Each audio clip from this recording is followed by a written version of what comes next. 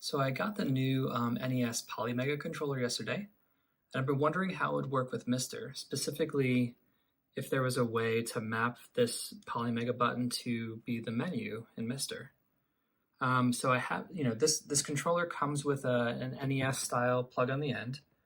So I'm running it through my homemade DaemonBite adapter for NES.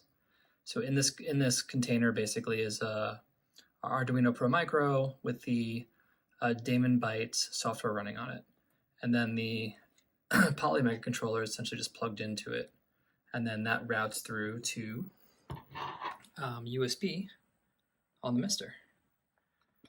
And good news, which I was very pleasantly surprised to see, is that the that center button on the Polymega controller, you can actually map it to the home button separately from the rest of the buttons.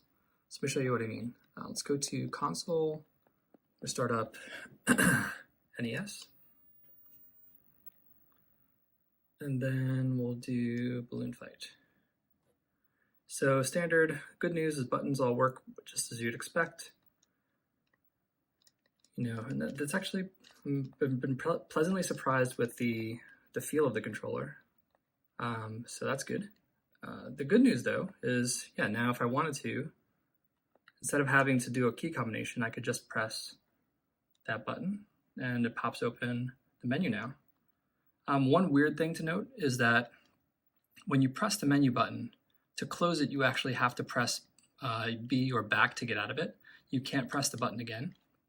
What's weird is watch when I do that, it actually just pushes up. So in a weird way, that doesn't work. But you can basically use it to open the menu and close it with another button.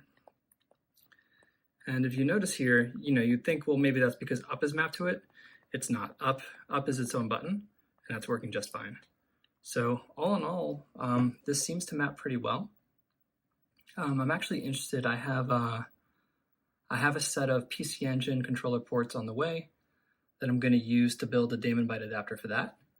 And I'm going to try the Polymega PC Engine controller with that. And then I also have a Super Nintendo DaemonBite that I built that I'll use as well.